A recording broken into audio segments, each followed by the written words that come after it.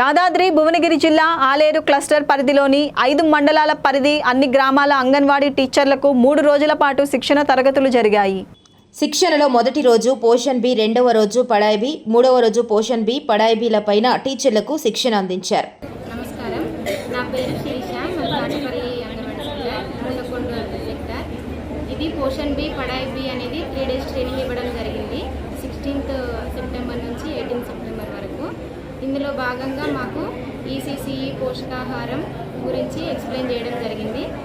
పోషకాహారం గురించి తల్లులకు, గర్భవతులకు, బాలంతలకు ఏ విధంగా ఫుడ్ ఇస్తున్నాము, కానీ దాన్ని ఇంకా ఎలా మెరుగుపరచాలి, తల్లులకు ఏ విధంగా కౌన్సిలింగ్ ఇవ్వాలి, వాళ్ళు ఎలా ఆహారం తీసుకోవాలి, పాలిచ్చే తల్లులు ఉంటారు, వాళ్ళకి తల్లిపాల ప్రాముఖ్యత కొందరు తెలియని వాళ్ళు ఉంటారు కదా, వాళ్ళకు తల్లిపాల గురించి ఏ విధంగా ఎక్స్ప్లెయిన్ చేసి శిశు మరణాలు తగ్గించడము, మరియు శిశువులలో ఏ విధంగా వ్యాధి నిరోధక శక్తి పెరుగుతుంది, వాళ్ళకు తల్లిపాలలో ఏమేమి ఉంటాయి, అలాగే సమతుల ఆహారం ఎలా అందించాలి అనే విషయాల గురించి వాళ్ళకు ఏ విధంగా చెప్పాలనే దాని గురించి శిక్షణలో మాకు చెప్పడం జరిగింది.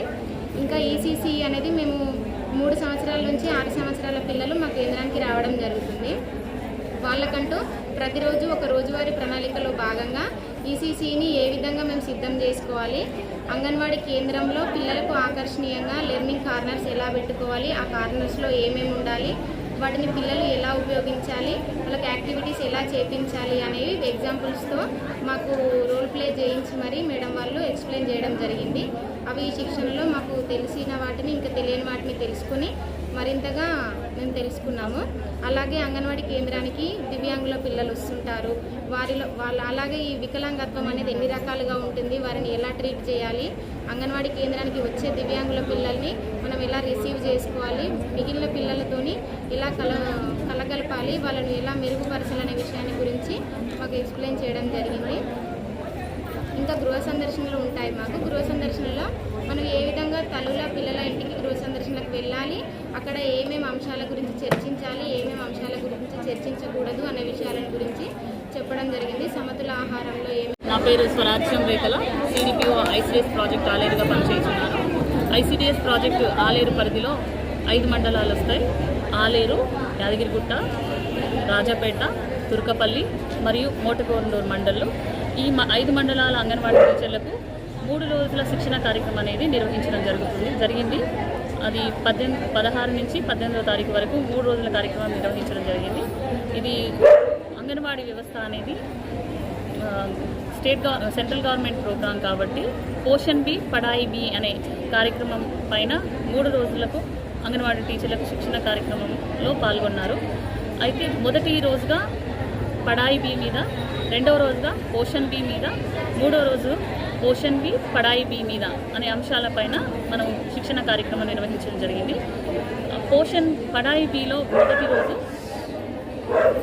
పిల్లల యొక్క అభివృద్ధి దశలు, అదేవిధంగా నవచేతన, ఆదర్శీల అనే అంశాలు, అంటే నవచేతన 0 నుంచి 3 సంవత్సరాల పిల్లల్లో ప్రేరణ ఎలా కలిగించాలి, 3 నుంచి 6 సంవత్సరాల పిల్లల్లో ప్రాముఖ్యత, పిల్లల్లో ప్రేరణ గురించి, పూర్వ ప్రాథమిక విద్య గురించి తెలియజేయడం జరిగింది. అదేవిధంగా పిల్లల్లో అభివృద్ధి దశలు ఉంటాయి, ఆ దశల గురించి వివరించడం జరిగింది. అదేవిధంగా అంగన్వాడీ కేంద్రంలో పూర్వ ప్రాథమిక విద్య కోసం ఆటపాటల ద్వారా విద్య ఎలా నిర్వహించాలి అనే అంశాలపైన చర్చించడం జరిగింది. అదేవిధంగా ఆటపాటల ద్వారా విద్య అనే కార్యక్రమాన్ని వారం వారీగా ఎలా ప్రణాళిక చేసుకోవాలి, పిల్లల్లో విద్య ఎలా బోధించాలనే అంశాలు చర్చించడం జరిగింది. రెండవ రోజు కార్యక్రమంలో పోషన్ బి అనే కార్యక్రమం మీద జరిగింది. అంటే మొత్తం పోషకాహారం గురించి కమ్యూనిటీలో శామ్యామ్ పిల్లల్ని, అంటే సివియర్లీ అక్యూట్ మాల్నరిషన్, మోడరేట్లీ అక్యూట్ మాల్నరిషన్ అనే పిల్లలు బక్కపలిచదనంలో ఉంటారు. వీళ్ళను ఎలా మానిటరింగ్ చేయాలి, వాళ్ళను ఎలా నార్మల్గా తీసుకురావాలనే అంశాలపై చర్చించడం జరిగింది. అదేవిధంగా పోషకాహారం అనేదే కాకుండా పోషకాహారంతో పాటు పరిసరాల పరిశుభ్రత, తర్వాత మంచినీరు అనే అంశాలపైన కూడా వాళ్ళకు చర్చించడం జరిగింది. అదేవిధంగా ఈ శామ్యామ్ని ఐడెంటిఫై చేయడం కోసం గ్రోత్ మానిటరింగ్, పెరుగుదల పర్యవేక్షణ అనేది నిర్వహించడం, ఎలా బరువు ఎత్తులు తీయడం అనేది అంగన్వాడీ టీచర్లకు శిక్షణలో తెలియజేయడం జరిగింది. మరి ఒకసారి వాళ్ళ యొక్క తెలివిని, వాళ్ళ యొక్క రోజువారీ కార్యక్రమాలను ఎలా చేస్తున్నారనేది పరిశీలించడం జరిగింది. అదేవిధంగా ఈ శామ్యామ్ మేనేజ్మెంట్ని మనం నిర్వహించేటప్పుడు సమాజం యొక్క పాత్ర ఎలా ఉంది, వాళ్ళని ఎలా ఇన్వాల్వ్ చేయాలి, వాళ్ళని నార్మల్గా తీసుకురావడానికి తల్లిదండ్రులు, సమాజం ఎలా వాళ్ళ నుంచి ఎలా సహకారం తీసుకోవాలి అనే అంశాలను చర్చించడం జరిగింది.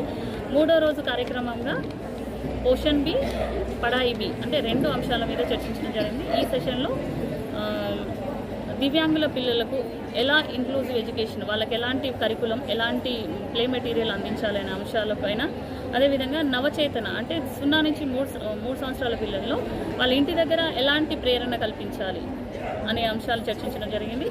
ఈ 3 to 6 పిల్లలకు, అదేవిధంగా 0 to 3 years పిల్లలకు అసెస్మెంట్ ఎలా చేయాలి, వాళ్ళ యొక్క పెరుగుదల అభివృద్ధి ఎలా పర్యవేక్షించాలనేది అసెస్మెంట్ కార్డులు, తర్వాత పూర్వ ప్రాథమిక విద్య ఎలా చేస్తారో, వాళ్ళు ఎలాంటి మైలురాళ్ళు చేరుకున్నారనే అంశాలపైన వాళ్ళను మూల్యాంకనం చేయడం కోసం ప్రీ స్కూల్ అసెస్మెంట్ కార్డులను ఉపయోగిస్తూ ఎలా వాళ్ళను అంచనా వేయాలనేది తెలియజేయడం జరిగింది.